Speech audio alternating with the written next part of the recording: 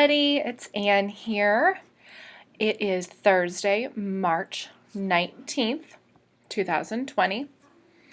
And I was planning on doing an outside experiment today, but as you know, it is raining again. So I thought I'd switch gears and talk to you a little bit about planting seeds and how seeds grow, which is one of my favorite topics. I love plants, as you all know. So I found this book called A Seed Grows that I want to read for you today.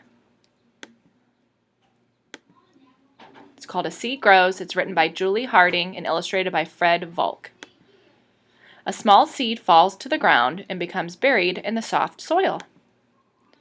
The seed is buried in the soft soil and the rain falls. The rain soaks into the soil that holds the small seed. The small seed soaks up water from the rain. The water helps the seed and roots grow down deep into the soil. I would bet there's a lot of seeds starting to grow today with all this rain. The leaves in a stem grow up through the ground. The leaves gather in the sunshine. The plant uses sunshine to make food. The rain and soil help the small plant. The plant grows taller and more leaves grow on the stem. The roots grow longer. They go deep in the ground. The big plant grows flowers, and the flowers make seeds. A new seed falls into the soft soil. What will happen next? And I think we all know what happens when a seed falls into the soil. If it's the right conditions, if there's rain and sunshine, most likely we'll have a new plant that grows. I want to show you one other thing that I think is really neat. If I can get my...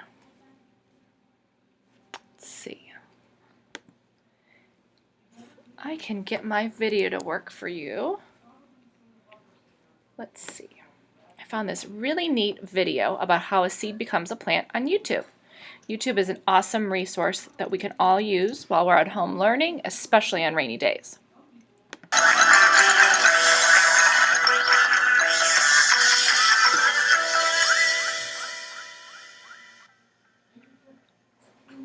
Oh, hey guys, Squeaks and I are checking out our plants and they look great. It's almost hard to believe that these beautiful flowers and plants came from the teeny tiny seeds we put in the pots just a few weeks ago. You might be familiar with the little packets of seeds that you use to grow flowers or vegetables in your garden, or maybe the sunflower seeds that you find in your snack mix. But did you know that popcorn kernels, beans, peas, acorns, and rice are also seeds? Well, one of our friends, 5-year-old Dimitri, wrote in to ask us, how does a seed grow into a plant? Thanks for asking, Dimitri. First of all, seeds come in lots of different shapes and sizes, but they're all made of 3 parts. An outer shell called the seed coat, a tiny baby plant that's inside the seed called the embryo, and some plant food for the embryo called endosperm. The seed coat has an important job. It covers the entire seed, protecting the little baby plant inside and keeping it from drying out. The seed coat also has super sensing powers. It has special chemicals in it that can tell when the seed is in the right place to start growing. For example, the sunflower seeds and the pumpkin seeds in your trail mix sense that it's not safe to grow. After all, seeds can't grow when they're surrounded by raisins and chocolate chips. So while the seeds are in a bag or in your hands, it's like they're asleep.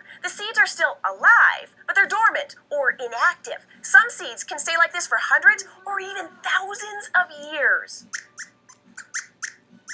Great question, Squeaks. To get started, every seed needs water, the right temperature, and the right amount of light. Once the seed has these 3 things, like when it's planted in some nice wet soil, the embryo, or baby plant, gets the signal to start growing. For plants, this growing process is called germination. First, the seed coat lets some water through to the embryo, but the embryo needs more than just water if it's going to grow.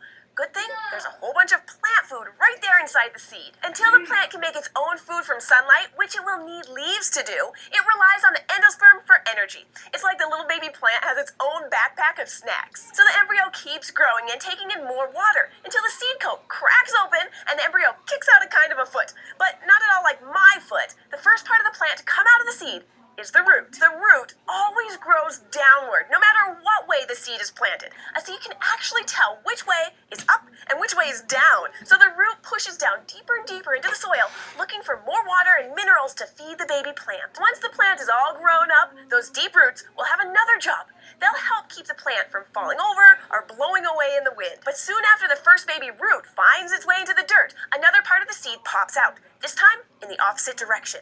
A shoot, which has the stem of the plant and a few leaves, pushes its way up towards the sunlight. Once the shoot breaks through the soil to the open air above, we say that it's sprouted.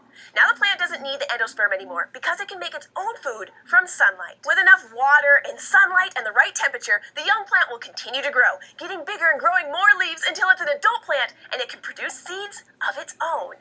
Next time you're about to chow down on a handful of sunflower seeds, just think, it's like you've got a whole field of flowers right in your hand. Thanks to our friend Dimitri for asking this great question. And if any of you have a question for any of us here at the fort, let us know by leaving a comment or emailing us at kids@thescishow.com. See you next time, guys. So that video just shows us a little bit more about how seeds grow, and it definitely was more in depth about the parts of the seed. We've talked about that for second and third years in the past. So you're probably well aware of the growing cycle for seeds, and I think today is a perfect day to observe nature and see, kind of think to yourself, I wonder what seeds are growing. Do I have the right temperature? Do I have the right amount of sunlight? Do I have the right amount of water? And then the coming days, as we start to dry out, it'll be interesting to see if you poke around your family's garden and check to look and see if there's anything sprouting. Have a wonderful rest of your day, and I hope to see everybody again tomorrow. Bye.